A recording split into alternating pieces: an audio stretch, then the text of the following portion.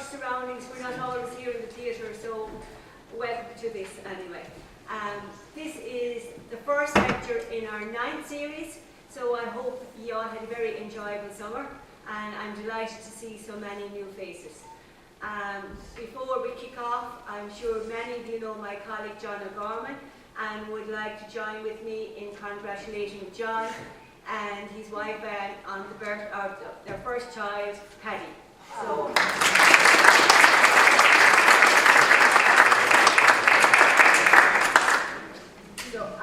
So a very happy occasion for the O'Gorman family.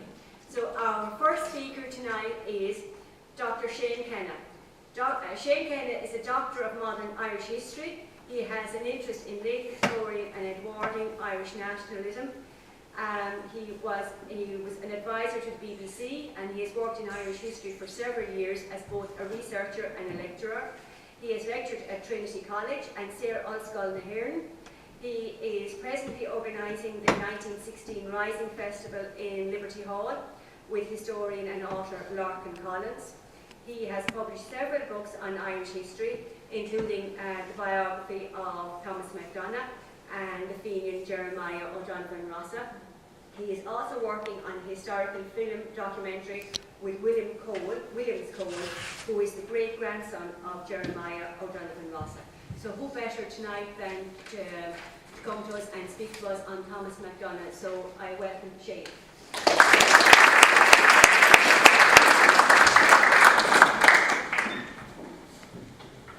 Good evening, hello. The Easter Rising of 1916 really is and was the most important defining moment in modern Irish history. Every single generation had been influenced by that rebellion of 99 years ago. Representing the impact of the Easter Rising, W.B. Yeats famously lamented that all had changed utterly, and a terrible beauty was born. The Rising is probably the most famous of several rebellions against British rule within Ireland. The rebellion itself lasted for 6.5 days. Militarily, it's not that significant. What makes the Rising incredibly important, however, was the decision that came after the Rising. In the week that followed the Easter Rebellion of 1916, the British Army will allow for the execution of 16 men. And these 16 lives changed the course of Ireland's history completely. These executions will take place between the 3rd of May 1916 and the 3rd of August 1916. 14 of the 16 men will be executed in Kilmainham Gaol in Dublin, in what was once the Stonebreakers' Yard. Making up the 16, there were 2 other men. There were Thomas Kent, who would be shot in Court Jail in 1916, and another man called Roger Casement from County Antrim, who would be hanged in Pentonville Prison in London in August 1916.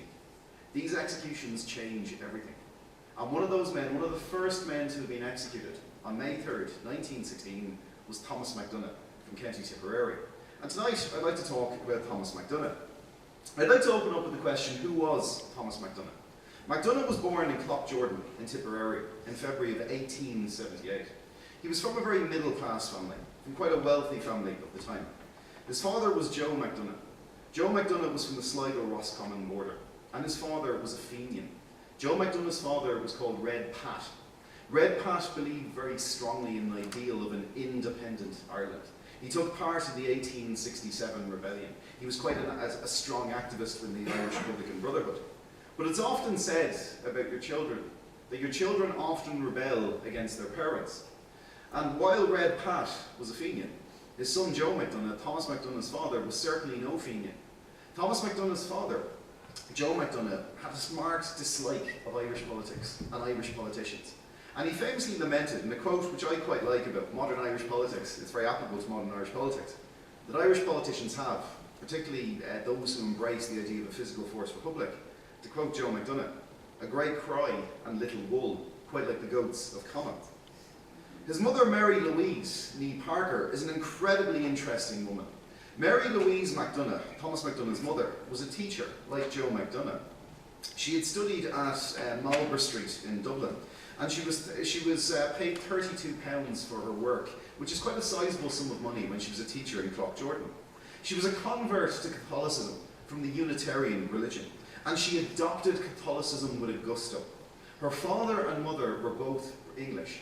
Her father had come over to work in Trinity College, Dublin, as a typeset compositor. However, they will die when she's only a teenager. Mary Louise was incredibly good at piano, and she taught lessons to the local children in Cloughjordan. She was seen as a figure who was greatly admired. She was an upstanding figure within the community. She would regularly be seen at Mass every single day, and she would also be seen in the company of all the priests and the nuns. Her house was one of very much so of religion. It was very much so of song, of music and prayer. The house that McDonagh grew up in, rosary was a key element of the house. The family each night would sit around the bedroom, kneeling, saying their rosary. It was a very important element of their life. Mary Louise also had a very strong belief and devotion within the Virgin Mary. And the Virgin Mary was regularly part of the family's life as well. Mary Louise was continuously taunted by her husband, Joseph McDonagh. Joseph McDonagh broke her heart on several occasions. Joseph McDonagh was somewhat of an alcoholic. He was very fond of drinking. He'd regularly be seen coming in and out of the pubs, staggering out of pubs. He was regarded as a man with a very red face, a very jovial face. He had spent an awful lot of their money on drink and on alcohol, and this was a big concern for Mary Louise. Considering her very, very strong Catholic beliefs and Catholic ethos, she saw herself as an upstanding figure in the community. In many respects, her husband was a bit of an embarrassment to her. Now, I'd like to talk about the child of Thomas McDonagh. Thomas McDonagh was seen to be a very polite and a very intelligent child. He was a child that was always smiling. He had a very strong Tipperary accent. He had a love of ghost stories. He adored ghost stories. He found them incredibly interesting. He'd regularly tell ghost stories. He also liked a bit of truancy now and again as well. It was recorded by one of his teachers in an RTE documentary in 1966 that they had difficulty keeping Thomas McDonagh in school. McDonagh would regularly go from school because he was bored, instead of school, but he'd always be sent back to the school. He had a great love of the outdoors. In particular, he loved Knocknacree Wood. He loved walking through the wood, and he even wrote a celebrated poem of it. If I just quote the poem for one quick second. He described it as a place of natural childish piety, a haven to which I may safely flee, for restful quiet, this loud world to shun. He was recalled as a very small, sturdily built child, with curly brown hair and large grey eyes. Again, he had a very thick Tipperary accent. He was regarded as mannerly and very eager to please. He always wanted to help people. It was very much so bred into Thomas McDonagh as a child, that where you see something wrong, you must oppose it. It is your Christian duty to do things that are right and to do things that are just. Bear in mind that the homeschooling of McDonagh, parallel to his own schooling within the school context, the homeschooling is undertaken by his mother. His mother is a staunch convert to Catholicism. She drills Catholicism into her son, particularly the aspects of charity and the aspects of helping others. This is something which is incredibly important within the mentality of Thomas McDonagh. Thomas McDonagh idolised Charles Stewart Parnell. Parnell was his great hero. He adored Charles Stewart Parnell. He had great respect for Parnell. He famously referred to Parnell as a statesman of the highest order. He genuinely believed from all his writings that if Home Rule was to become a possibility, Home Rule could only have been achieved by Charles Stewart Parnell. Home Rule never could be achieved by anyone who followed Charles Stewart Parnell. His respect for Parnell went to extremes. In 1910, he went to Dublin City to view the unveiling of the Charles Stewart Parnell monument at the top of O'Connell Street, just beside the present-day Ambassador Theatre. He referred to the monument when it was unveiled as gaudy. He was absolutely horrified by the monument when it was unveiled. He was particularly horrified by the fact that the Irish language aspect of the monument, written at the back behind Parnell, was grammatically inaccurate, and the person who had written it had got the famous Tishko Ginnadoch wrong as well, in that sense. If I can move on a little bit to his teenage years. In 1892, Thomas McDonagh was sent to Rockwell College. Rockwell College was a boarding school. It was a boarding school founded by the Holy Ghost Fathers. Today we will call them the Spiritan Order. The Holy Ghost Fathers were a missionary order of the Catholic Church.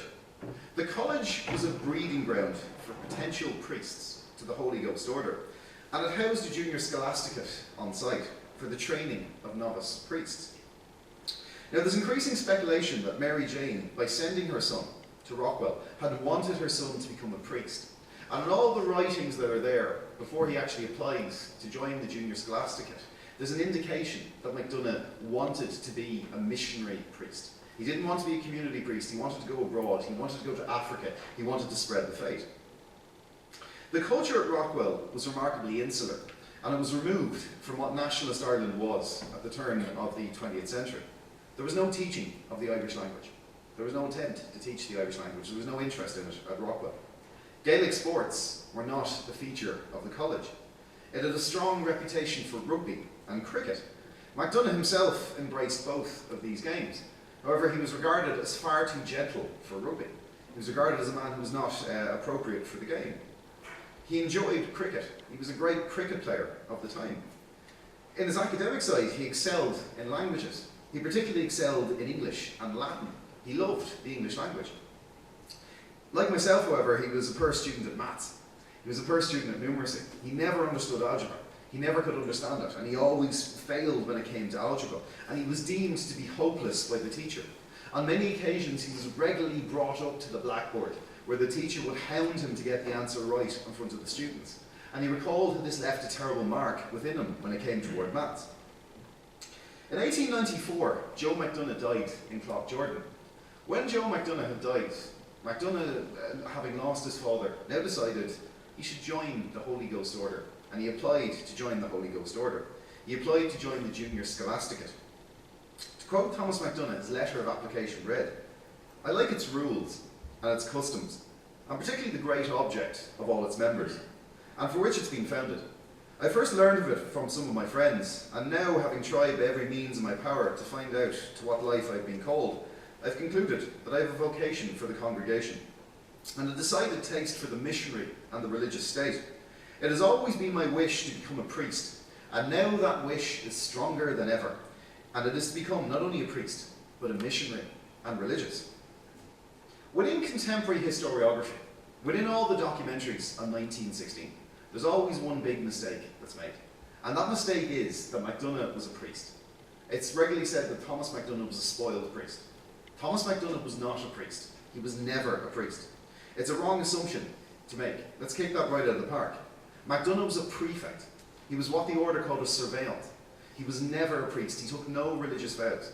By being a prefect, what he was a young boy in adolescence who showed potential to be a future priest. He showed potential to be a man who could become a priest within the order. The whole idea was to train young boys until they were ready to take their vows. And when they take their vows within the Holy Ghost Order, they would then go to Paris, where they would train as priests. So McDonagh was never a priest. In 1896, McDonagh set in motion a chain of events that would culminate in his lifelong love of teaching. In 1896, as a prefect within the Holy Ghost Order, he began instruction of the junior students, and he indulged in poetry. It was here in Rockwell that he wrote his first book of poems, Through the Ivory Gate. But at Rockwell College, he had a crisis of faith. He began to doubt himself. He also had a crisis of faith in the terms of death. He questioned the very ethos of Christianity. He asked a big internal debate of himself. And that was there such a thing as life after death? Was it true that Christ existed? And was it true that if Christ existed, that he rose from the dead? McDonagh increasingly developed a preoccupation with death around that question. This was inspired by the death of a good friend that he had previously fallen out with. And he began to ask himself, was there such a thing as an afterlife? And he began to doubt the existence of an afterlife. Bear in mind, this is a man who was coming from a very staunch Catholic family, from a mother who was a convert to Catholicism. He is brought up in the ideas of Catholicism, the central tenet of which is that Christ rose from the dead. Representing McDonagh's anguish at this question of doubting the existence of an afterlife, McDonagh wrote, to quote Thomas McDonagh, "Man comes and lives and goes, brief-houred and frail as day, and when he's had his day, dies for all time, who knows?" This crisis of faith that McDonagh is having really breaks McDonagh's heart. This crisis of faith is graphically illustrated in Through the Ivory Gate, which is a biography of sorts by Thomas McDonagh. It identifies McDonagh as a young man, coming to terms with what I've defined as Catholic heterodoxy and a thorough crisis of faith. In this Catholic heterodoxy, he turns away from the church and has different views to its teachings, but he retained enough of his Catholicism to avoid terms of atheism. And throughout his life, this became his new religion of sorts, whereby he disagreed with church teachings on regular occasions. However, he resolved that he would not attend Mass. He was not a regular mass goer, and he adopted modern pronouns a la carte Catholicism, where he would attend Mass and special events, but he would not really go all the time. He concluded that a religious life was not for him, and he visited the Holy Ghost Order, and he applied to leave the Holy Ghost Order. He asked for resignation, and having been granted resignation, he went to Paris for 6 weeks, where he found himself. He returned to Ireland, however, taking a position as a teacher of English, French and history at St. Kieran's College, Kilkenny. And here at Kilkenny, Thomas McDonagh finds himself. Thomas McDonagh develops a baptism of fire, as he himself would define it. Now, I don't want to dwell on his teaching career too much. I'd like to move toward McDonagh in Kilkenny and his introduction to the Irish language. Thomas McDonagh never really appreciated the Irish language as a youth. As a youth, he was very strongly brought up in a very English culture, a very British culture. His family were certainly not Republicans. His family were very much so supportive of the Union, supportive of the idea of remaining part of Great Britain, of the status quo. McDonagh recalled that he never liked the Irish language much. And with his friends in Kilkenny, he decided to attend a meeting of the Gaelic League for what he termed a lark. They decided they would go to the Gaelic League and they'd laugh, they'd mock the speakers as superstitious people. He greatly disrespected the Irish language, and he saw the speakers as backward and parochial. But as he sat there, listening to the speakers in Kilkenny, he found himself experiencing an almost Pauline conversion. And he recalled that as he sat and as he listened to the Irish language, and Shanga Mashunta, he recalled to himself, to quote MacDonagh, he was the greatest West Britisher in Ireland, and he suppressed the language more than anyone else. Immediately joining the Gaelic League, he learned the language with a gusto, and he learned the language within 2 years, and he was fluent within 2 years. Now, that's remarkable in the context when you think about it. He recalled that he had a baptism of nationalism, and he recalled it was a thorough experience through the Irish language. His enthusiasm for the Irish language continued at a pace within Kilkenny. At a pace within Kilkenny, he embraced the Gaelic League. He became a leading figure within the Gaelic League. However, his enthusiasm for the language and a disagreement with the local Conradh Gael forced him to leave Kilkenny in June 1903. MacDonagh found that he could not get the Irish language taught in the school he was working in. And as a senior figure of the Gaelic League, he found he had to resign from that organisation out of embarrassment in that sense. And in 1903, he left for St. Colman's College, Fermoy. And he recalled of St. Colman's College in Fermoy, to quote MacDonagh, it was Gaelic to the spine. For the first time in his life, he had now been in a place that was thoroughly nationalist, and he thoroughly enjoyed it. However, by 1908, he got a new project. And in 1908, he came to Dublin. The reason why he came to Dublin was that he was inspired by an obscure school teacher, a man called Patrick Pearse, a very famous figure in Irish history. He had met Patrick Pearse on the Aran Islands, and he developed quite a strong friendship with Pearse. And he recalled of Patrick Pearse, to quote MacDonagh, Pearse is the greatest of Irish writers in imagination and power. Pearse had a dream, and the dream that Pearse had was a lay bilingual school based on the Flemish system in Dublin. This school would be established in Dublin City, and it would teach the Irish language in a child-centric approach. There'd be no corporal punishment in the school. It would be all through bilingualism. It would be all through the heuristic self-development of the child, placing the child at the centre of the education system, with no exams, no murder machine against the Irish language. It was a revolutionary school project. What Pearse wanted to establish was essentially a boy republic, preparing boys for what was coming for an independent Irish republic. On the 8th of September 1908, Scoilena, as it was called, also known as St. Enda's, this lay bilingual project, was established at Cullinswood in Rathgar in Dublin. MacDonagh was the deputy headmaster of the school, and he taught English and French. Thomas McDonagh was essentially Patrick Pearse's right-hand man inside of St. Enda's. He was the public face of St. Enda's, against Patrick Pearse's more austere, shy facade. He would regularly meet with high-profile guests. These high-profile guests that McDonagh embraced at Scoilena were W.B. Yeats, Lady Gregory, Shane Leslie, and George Henry Murray. He also befriended the great playwright A.E. Russell. He had a remarkable friendship with Francis Ledwidge, a very famous figure from Navan.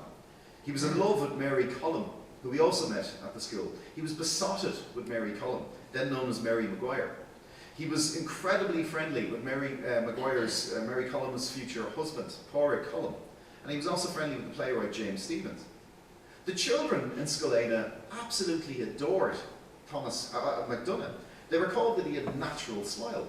They also recalled that he was short, and because he was short, they could associate with him.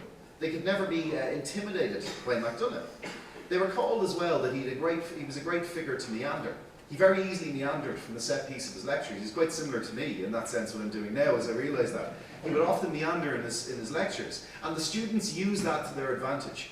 Many of the students recalled in St Enda's that when they had Mr McDonagh, as they called him, that they would regularly talk politics, or they'd talk society to Mr McDonagh. And this would allow Thomas McDonagh to go into a ramble about what current affairs of the day, and the students themselves would then avoid doing any work within the class. And it was something that they thoroughly enjoyed doing as a practical joke and as a prank on McDonagh. They also recalled that McDonagh was a remarkable teacher. He was an inspiring teacher. Thomas McDonagh introduced into St Enda's something incredibly revolutionary. Something that the British education system within Ireland had never experienced or seen. Thomas McDonagh taught the English language through comic books. Thomas McDonagh saw that a comic book was great for a child, that children enjoyed comic books. It was something authentic and something that they themselves could experience. Thomas McDonagh believed that there's no point in putting a Shakespearean classic in front of a 6, a 7, an 8, a 9 or 11-year-old child, because they won't understand it, they won't enjoy it. You need to make it fun. So he introduced comic books. He introduced cartoons. He showed children cartoons on the basis of telling them that the English language is completely different to what's in books. You can enjoy it, you can read it. It was an authentic learning. Exactly what Charles Dewey and the pioneers of modern education had been arguing in the early 20th century. On the 15th of October 1908, the same year that Scoilena had been established, McDonagh really comes to fame. McDonagh produced his first play. His first play will be produced in the Abbey Theatre, and it was called When the Dawn Is Come. Ironically, When the Dawn Is Come is a play about revolution. It's a play about a rebellion some 50 years into the future. And this rebellion, rather incredibly, is led by a council of 7 men. You can see how incredible that is. In 1916, the Easter Rising will be led by a provisional government of 7 men. The opening night of the play, When the Dawn Has Come, was regarded as a disaster, and McDonagh blamed Yeats for it being a disaster, for its failure. Critics in the media panned the script, and they complained about the costumes that were used. The main actor in the play, a very famous Abbey actor of the time, a man called Ambrose Power, refused to learn his lines for the play. This had an impact on the third act, and it made the third act appear incredibly rushed to the gathered audience. McDonagh was very saddened by the fact that his play didn't take off. McDonagh felt greatly heartbroken by the fact his play didn't take off. The following year, he met his best friend in life, a man who left a legacy upon him. And this man was called Joseph Plunkett. Joseph Plunkett was Thomas McDonagh's best friend in life. The two men were as thick as thieves. Joseph Plunkett put an advertisement in the newspaper seeking an Irish language tutor. And McDonagh answered the advertisement, and they developed a very strong friendship. They were always together. They regularly hung out with each other. Plunkett's sister Geraldine Plunkett recalled that they were like brothers. They were always upset if they could not see each other. They were more close than we were. In 1913, for Plunkett, McDonagh secured the Irish Review for Plunkett, a monthly intellectual magazine of Irish affairs, of culture and literature. He secured it from a Scotsman called David Houston. And in 1914, again, representative of the friendship between these two men, Plunkett, McDonagh, and another figure called Edward Martin, they established a new theatre in Dublin. And this theatre was called the Irish Theatre in Hardwicke Street. It was a precursor to the Gate Theatre. It was an avant-garde theatre. It was an alternative to the Abbey Theatre, which the three men found only produced what they termed peasant plays. They wanted to produce something different, something alternative to peasant plays. The Irish Theatre was the first theatre in this country to stage Chekhov's Uncle Leanya. It was a remarkable success. I don't want to dwell too much in the Irish theatre. I'd like to move to Thomas McDonagh, the political man. As I said to you earlier, Thomas McDonagh, as an individual, is motivated by what he believes to be just. His mother drilled it into him. Where you see something unjust, you must oppose it. You must fight it. You must support just. You must support right. In McDonagh's political life, he always supported the underdog. That's one thing that's clear about McDonagh.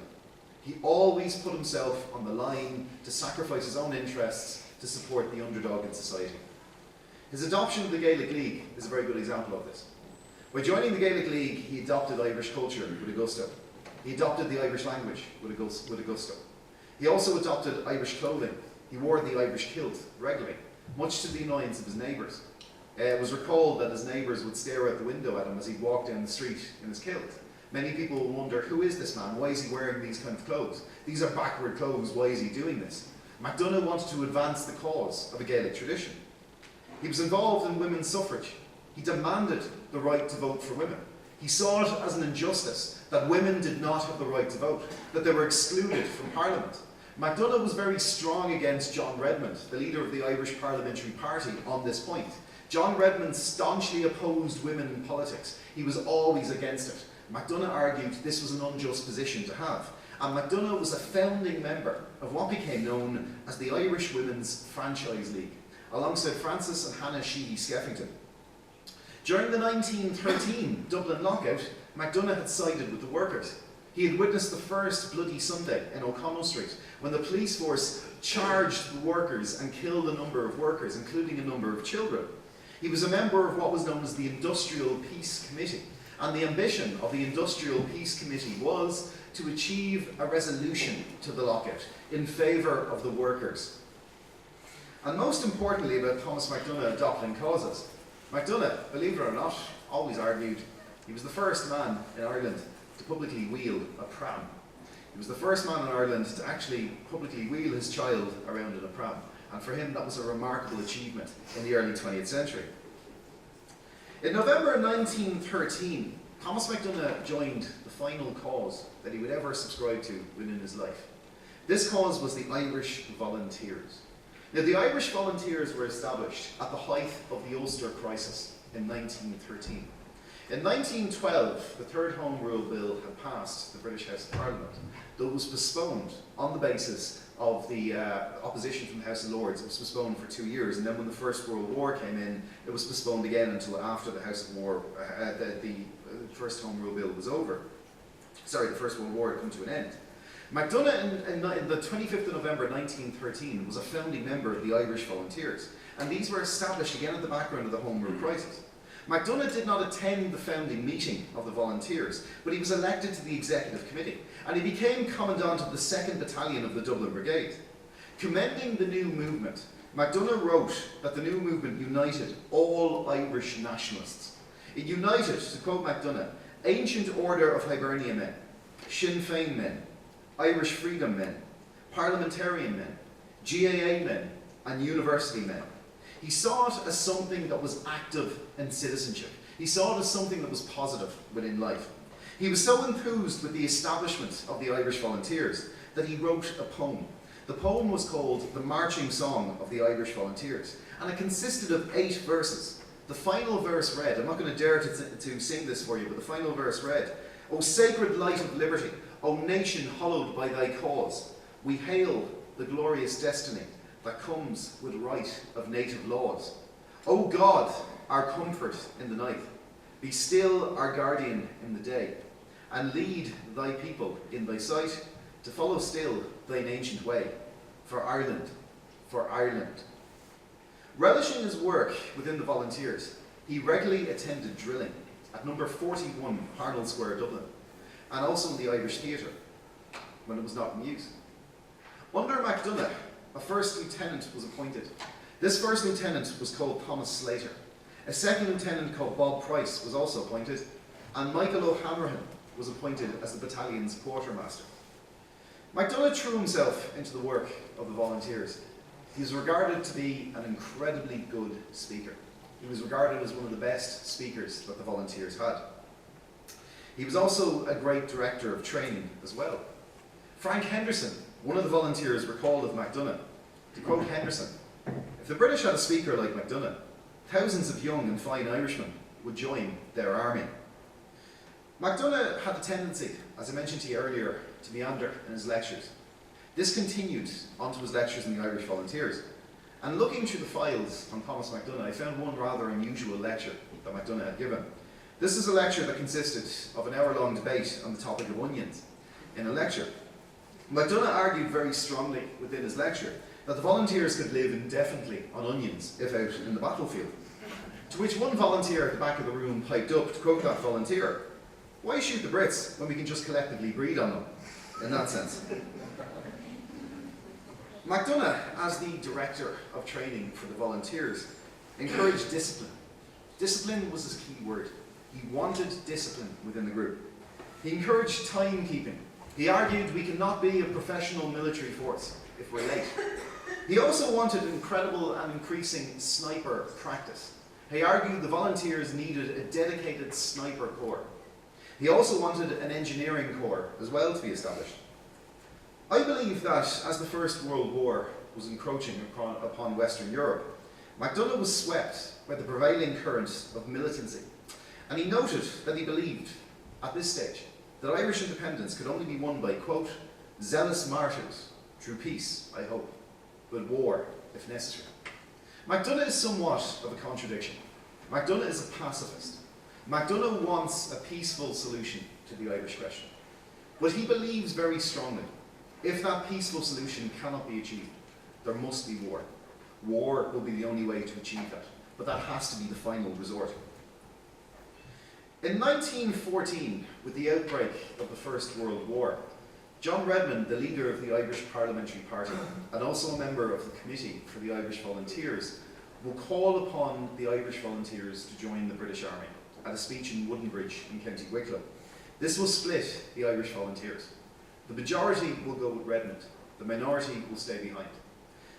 Thomas McDonagh opposed Redmond's call very strongly to join the British Army. He wrote a satirical song in which he criticised Redmond, and this song was called "The New God Save Ireland," and it was written to the lyrics of the song "God Save Ireland." And he changed the lyrics of it.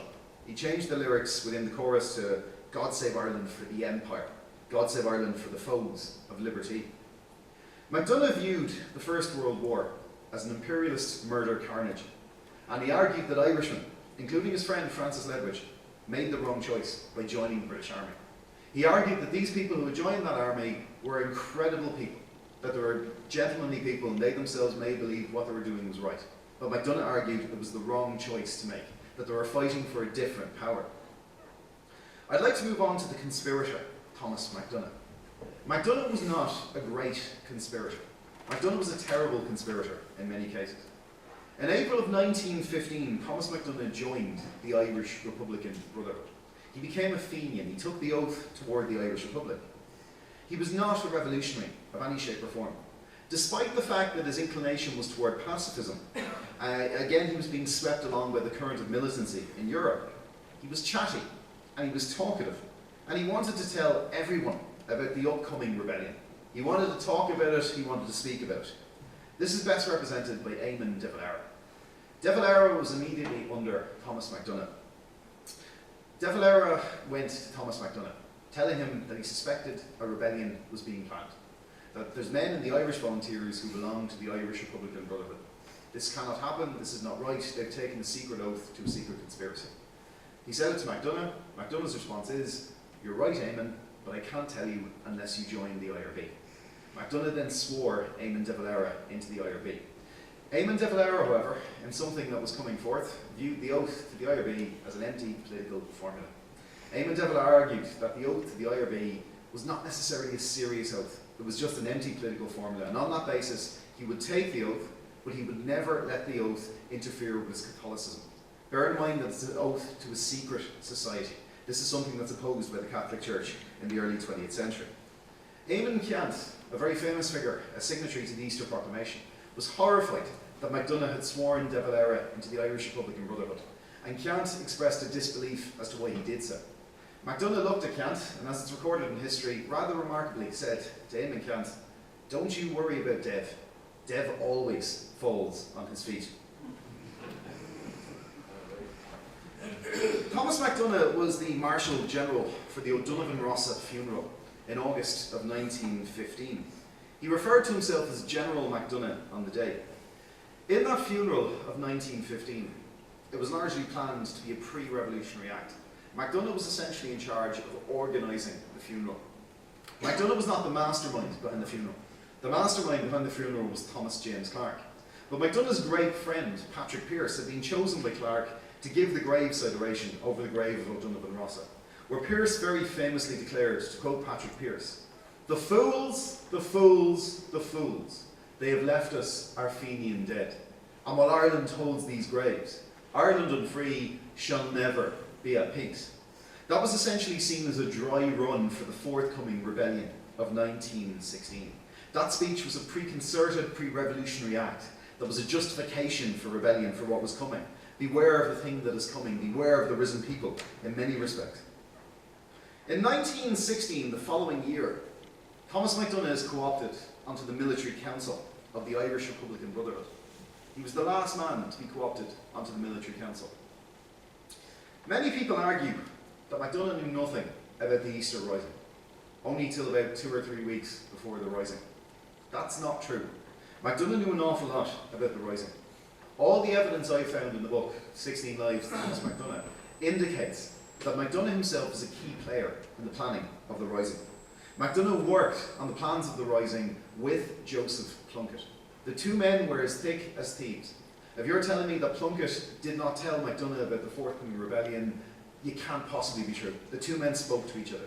There's evidence in the witness statements that says that the plans were written by Plunkett and McDonagh, and these plans were kept in volunteer headquarters on Nassau Street in Dublin. He was an IRB member, and he was also the Dublin Commandant.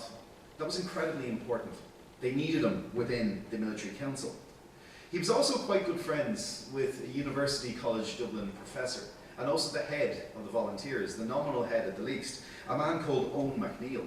And he was employed to treat Owen McNeill with kid gloves. And he regularly had to lie to McNeill. And this was something that he felt deeply guilty about, particularly following McNeill's countermanding order, trying to prevent the Easter Rising of 1916. And when McDonagh met McNeill after the countermanding order went out, he had told him, he had lied to him, the Easter Rising had been cancelled. McDonagh went home, and when he went home, he wrote a letter to Owen McNeill. And in this letter to Owen McNeill, he apologised.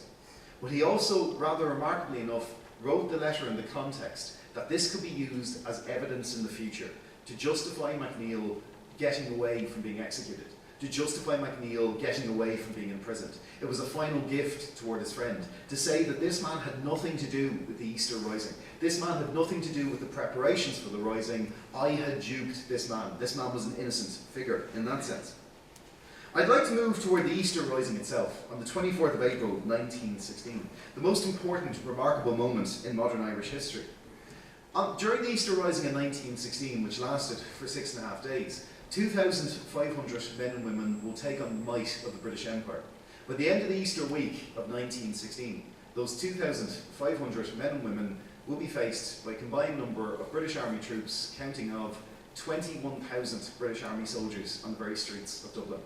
The very fact that they held out for 6.5 days against such overwhelming odds is remarkable, particularly when you consider the context that the leadership of the Rising were not soldiers. They were school teachers, they were trade unionists, they were professional conspirators, they were people who were motivated by an idea of an Ireland that they wanted to see established. MacDonagh was in charge of the Jacob's Biscuit factory, Garrison. He was also, at this time, met by John McBride. He was met by John McBride, who would essentially become his second in command, a veteran of the Boer War in South Africa. Now, everyone always argues that nothing exciting really took place at Jacob's Biscuit factory. That was one of the forgotten outposts of the Easter Rising. That's not really an important outpost during the rebellion. That's ridiculous. That's very untrue. Jacob's Biscuit factory was an incredibly important outpost during the Easter Rising of 1916. They will have one attack on the British Army on Easter Monday, 1916. But after that, their warfare goes into regular sniping. It goes into regular sorties.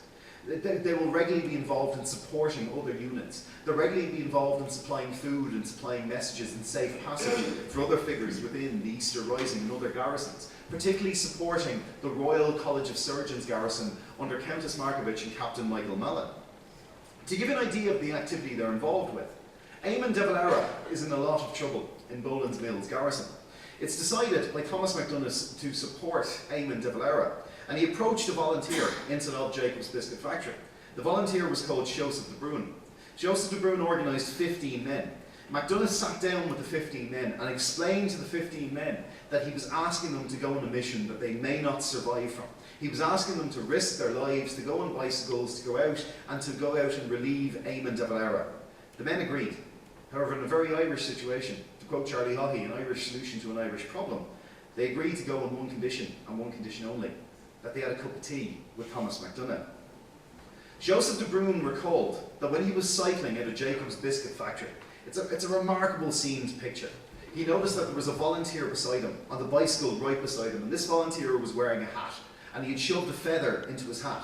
De Bruin recalled that at that point where he saw that volunteer with the feather inside of his hat, he felt he was in the pictures, he felt he was in the movies, he felt he was an Indian brave, to quote Joseph de Bruin. There were regular ceilidhs in Jacob's Biscuit factory. There was a reading club that was established. The reading club established included a history and a philosophy circle. This history and philosophy circle was led by Patrick Kearney, by Frank Kearney, by Mick Slater, Joe Thunder and Seamus O'Mayline. They also had a great sense of humour in the Jacob's Biscuit factory. There was delight when the volunteers found a gramophone inside of the factory. Looking for a music album, the only album they could find, believe it or not, was God Save the King, inside of the garrison. And the volunteers would get great delight and they get great mirth as McDonagh and McBride walked by, because they would play God Save the King and they would salute as they play it to get a bit of a royal out of the two men. They watched the action from afar, and there's an increasing view of desperation as they're watching from afar. They're seeing all the activity taking place. They're seeing Dublin burning under their eyes, and they can see that they're not really engaged in as much of the fighting as their comrades are. One of the volunteers recalled, "We could see the glare in the sky from which the fires were raging in O'Connell Street. This heartened us, for it showed us that the magnitude of the rising was incredibly big, and that we knew that this would change the whole position of Ireland in relation to Britain."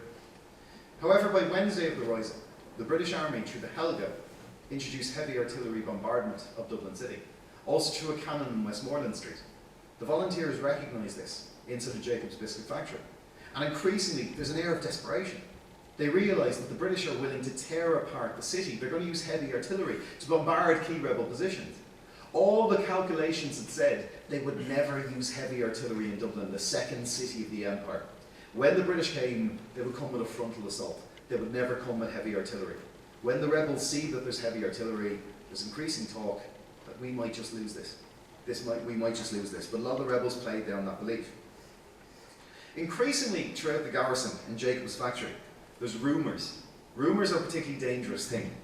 These rumours that are spreading throughout the garrison argue that there were uprisings throughout Ireland and that there were German landings all across the coast of Ireland. McDonagh is writing an awful lot of internal propaganda to keep the men's spirits up. McDonagh provided circulars indicated that the rebels were winning all across the country with German support. When news comes of the surrender on Saturday of the Easter Rising, there's incredible disbelief within the Jacobs garrison. Nurse Elizabeth O'Farrell will arrive telling McDonagh that it's over. We need to surrender. Patrick Pearse has agreed to an unconditional surrender, and as President of the Provisional Government of the Irish Republic, you were duty bound to agree to that surrender. McDonagh refused to surrender.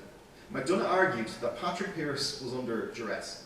As Patrick Pearse was a prisoner, he was no longer the President of the Irish Republic, and the duty of continuing the fighting fell to Thomas McDonagh. McDonagh refused to surrender. McDonagh believed that Germany was winning the war. Now bear in mind what he's thinking. In 1916, Britain is losing the war rapidly. Germany is winning the war in 1916. McDonagh argues very, very powerfully within the Jacob's Biscuit factory garrison that when the Germans win the war, they have agreed to give Ireland recognition. and in a post-war carve-up, Germany will give Ireland an independent Irish Republic. There was enough food within Jacob's Biscuit Factory, there's enough support and enough defence within Jacob's Biscuit Factory to continue the fighting onwards, to keep a stand for the Irish Republic. He tells Nurse Elizabeth O'Farrell he will not surrender. 2 priests now arrive at Jacob's Biscuit Factory. These were 2 Capuchin priests, Fathers Albert and Aloysius. They now plead with Thomas McDonagh to end the fighting. McDonagh, who was increasingly worried by the week of the Easter Rising, is still refusing to surrender. This time, through the intermission of Albert and Aloysius, McDonagh will now meet with Brigadier General Louie, the most senior British Army officer in Ireland until the arrival of Major General Sir Henry Maxwell. He meets with Louie in St Patrick's Garden, beside St Patrick's Cathedral in Dublin. Louie will have a private meeting with Thomas McDonagh in his car. Louie pleaded with McDonagh to end this fighting, bring an end to the Easter Rising. Louie put to Thomas McDonagh in very stark terms that if you do not surrender, I will have to bombard Jacob's Biscuit Factory. Now bear in mind where Jacob's Biscuit Factory is. Jacob's Biscuit Factory is beside Bishop Street, it's also beside Onger Street as well. It's an incredibly strong fortification. It is surrounded by a labyrinthine of streets that have many civilians and they have many houses. Louie says to Thomas McDonagh, if I bombard your outpost, an awful lot of civilians will die. McDonagh now agrees to a surrender on the basis that he will not risk the death of innocent civilians. When McDonagh returns to Jacob's Biscuit Factory, a council of war is held. In this council of war, it is put to the leadership of Jacob's Biscuit Factory that we accept this surrender. The leadership reluctantly accepts the surrender. When McDonagh addresses the garrison, there is disbelief, there is pandemonium within the garrison. A Belfast volunteer gave his rifle to Pater Kearney. As he gave his rifle to Pater Kearney, the Belfast volunteer ripped open his shirt and said to Kearney, shoot me now. I don't want to be shot by the British. Kill me now so I'm not shot like a dog. Kearney recalled that men were crying. Men had become, to quote Kearney, they'd become imbeciles, sitting on the floor. Others shouted, fight it out, fight it out. We have come here to fight it out. Pater Kearney recollected how, to quote Kearney, fierce anger predominated, while the best of men collapsed, and they became imbeciles. Addressing his men, Thomas McDonagh commented, we have to give in, boys. Those of you in civilian clothes can go home. Those of you in uniform, stay on. You cannot leave. McDonagh then went away. He left the pandemonium. As he left the pandemonium is getting worse. It is only brought down by Major John McBride. McBride had a calming influence on the garrison. McBride stressed to the men, in a remarkable quotation, McBride said to the men, it's something that always stands out to me, the next time you have a rebellion, don't be caged up. The next time you have a rebellion, take it to the streets. A number of men in civilian uniforms went out of the building, they escaped, they made their way back home. All those in uniforms stayed behind. They were then taken away to Richmond Barracks. Inside of Richmond Barracks in Dublin, Thomas McDonagh was seen as one of the most remarkable, the best prisoners that were there. McDonagh had a little parcel of food tablets. He gave each one of his men food tablets. He also put his coat over John McBride, who he noticed was quite cold. McDonagh befriended Brigadier General Major Louie's son, John Louie. John Louie wanted to become an actor. The two of them had a conversation in which Louie had told him, I want to become an actor, but I have a terrible stammer. I believe that that's going to stop me from becoming an actor. McDonagh stressed to John Louie that his brother also had a stammer, and his brother was a great actor. It never stopped him. In a remarkable turn of events, John Louie will move to Hollywood. He will rename himself John Loder, and he will become one of the greatest, most prolific actors of the 1930s. I may dare say, though it's a big chance to say it, largely thanks to Thomas McDonagh. Thomas McDonagh will be court-martialed in Richmond Jail. In the aftermath of his court-martial, a speech is released by the media. It's a remarkable classical Republican speech. It is alleged to come from Thomas McDonagh. It is not what McDonagh said. It was inaccurate what had been put out by the press. In the aftermath of it, a number of people were arrested for having published it, but it was not what McDonagh had said. Thomas McDonagh will be executed inside of Kilmainham Gaol on May 3rd, 1916, in what was once the Stonebreakers' Yard. On May 3rd, 1916, the firing squad will consist of 12 men. 6 are standing, 6 are kneeling. Of the 12 men firing squad, one individual has been given a blank bullet.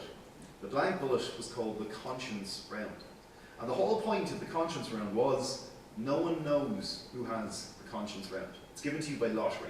The whole idea of the round is that as you stare down the barrel of your gun, as you're about to take a human being's life, you have a shadow of doubt in your mind that you cannot be held responsible for taking the individual's life.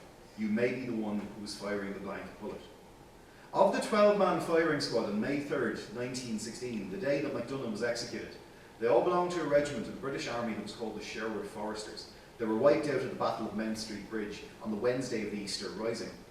Of the 12-man firing squad of May 3rd, 1916, they're all teenagers. They're all between the ages of 16 to 18 years of age. They have never fired a gun before in their life. This is the first time they will actually take a life in the course of the Great War. According to the army officer in charge of the firing squad, on May 3rd, 1916, to quote that army officer, their guns were shaking as if it was barley being blown by the wind. 3 men will be shot on May 3rd, 1916. They were Patrick Pearse, Thomas Clark, and Thomas McDonagh. As McDonagh walked into the stonebreaker's yard to be executed, McDonagh noticed the firing squad of teenagers, and he noticed how afraid they were. And to put them at ease, McDonagh, who was always a gentleman throughout his life, again he always believed in good causes, went over to the firing squad and he offered every one of the 12 a cigarette. And as he offered them a cigarette, McDonagh said to them, to give you an idea of his Christianity, he said to the firing squad, "I know it's a lousy job, boys, but somebody has to do this. I will not hold it against you." He then turned to the officer in charge of the firing squad and he handed him a silver cigarette case. And as he handed him a silver cigarette case, he said to the officer in charge, "I'd like you to be having this. I shan't be needing it anymore." McDonagh now walked rather briskly to a number of sandbags against the wall.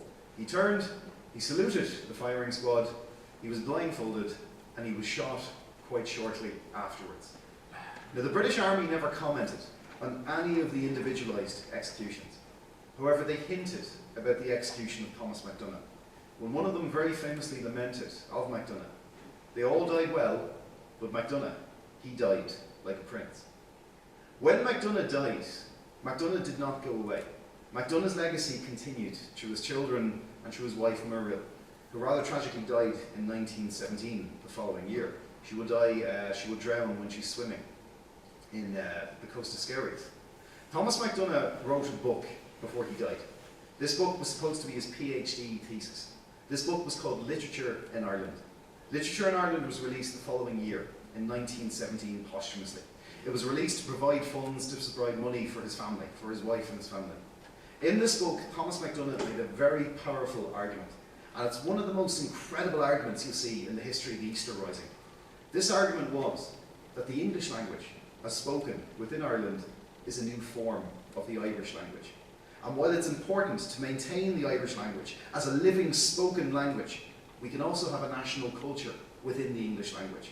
And it was a recognition that there are 3 languages within Ireland: the English language, the Irish language, and the Hiberno-English language. And to give you an idea of how powerful this argument he made was in his posthumous arguments, the Unionists within the north of Ireland actually used this book to lampoon the Gaelic League on the basis that one of the executed leaders of the Easter Rising of 1916 argued that the Irish language was not that important. That's not essentially what McDonagh had said. What McDonagh had said was that the Irish language can be kept, but we can have a national culture within the English language. This is something remarkable, particularly when you compare it to Patrick Pearse. And in the aftermath of McDonagh's death, all of this about McDonagh was swept aside. All of this about McDonagh was swept under the table. McDonagh was increasingly portrayed by those who attempted to revise the Rising as essentially a Catholic figure. A man who went out to fight for a Catholic Ireland and a man who went out to fight for the Irish language. McDonagh was neither. McDonagh was a progressive individual who believed in Catholicism but did not believe in the Catholic Church. McDonagh, on top of that as well, was a man who believed in the Irish language but also believed that the English language was just as important to a national culture. Thomas McDonagh was an incredibly academic, intellectual figure. He's an incredibly proud figure in terms of his intellectualism. And one very important thing that was said about Thomas McDonagh posthumously was this: had McDonagh had lived to see an independent Ireland, his friend Pádraig Cullen commented, Thomas McDonagh would have been an excellent Minister for Education. And he would have been the best Minister for Education that this country would have seen. And as we approach the 100th anniversary of the Easter Rising of 1916, it's an honour to be here in the home county of Thomas McDonagh, and as a Dublin man, I don't feel ashamed to say that Tipperary people should be incredibly proud of Thomas McDonagh. He is one of the most remarkable and the finest leaders in the history of the Easter Rising of 1916. McDonagh is incredibly important, and let no one underwrite his involvement within the Easter Rising.